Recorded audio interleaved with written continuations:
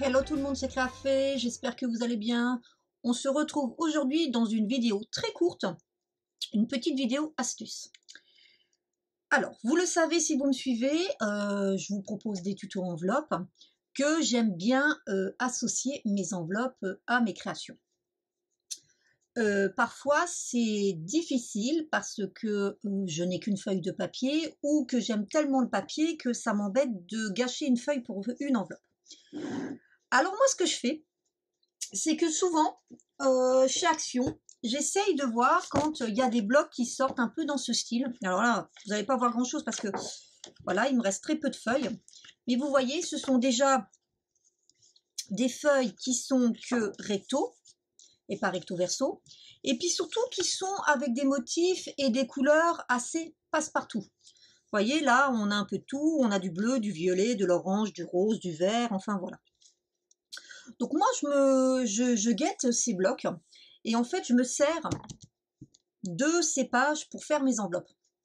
Donc pensez-y, en sachant que un bloc de chez Action, c'est moins de 3 € pour les formats 30-30. En plus, c'est souvent des papiers parfois qui, quand on les plie, craquent.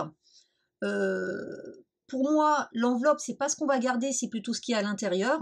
Donc il vaut mieux mettre un petit peu plus cher et des plus beaux papiers sur la carte que vous envoyez que sur l'enveloppe qui parfois va être tellement déchirée lamentablement qu'elle finira à la poubelle. Donc voilà. Donc en fait, la première chose c'est ça. La deuxième, c'est qu'il y a des fois, on n'en trouve pas. Donc j'essaye de trouver des blocs. Alors j'aime bien prendre, voilà, souvent les blocs qui sont que recto. Donc là vous voyez, là c'est pareil, hein, c'est des formats pour pouvoir faire des enveloppes au niveau des designs qui sont très passe-partout. Et la troisième chose, alors là je vais vous en montrer quelques-unes, c'est que parfois dans d'autres blocs, il y a des feuilles qu'on n'aime pas du tout.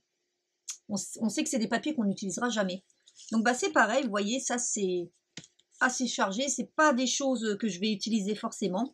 Là c'est pareil, hop, j'en fais des enveloppes. Donc vous voyez, alors pourtant à l'intérieur, c'est pas du tout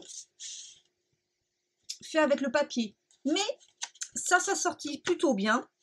Donc je vais vous en montrer quelques-unes comme ça. Ici vous voyez, hop, je prends quelque chose qui sont dans les tons et qui rappellent. Là on va être plutôt sur du Noël, mais vous voyez le rouge qui rappelle un peu mon rouge. Et là pareil, ça doit être du Noël, vous voyez, le vert qui rappelle mon vert. Voilà. Donc n'hésitez pas à faire attention quand vous achetez vos blocs, de regarder s'il y a des papiers qui peuvent servir pour les enveloppes. Et puis surtout, ne mettez pas de côté du tout toutes ces feuilles que dans ces blocs 30-30 que vous n'aimez pas du tout les motifs, que vous ne travaillerez jamais avec, parce que ça peut vous permettre de faire vos enveloppes. Voilà, je vous l'avais dit, c'était une petite vidéo très courte, mais c'est une petite vidéo astuce pour vous permettre d'utiliser des papiers intelligemment. Vous allez avoir bientôt une nouvelle vidéo astuce pour vous montrer comment faire une enveloppe à vos dimensions.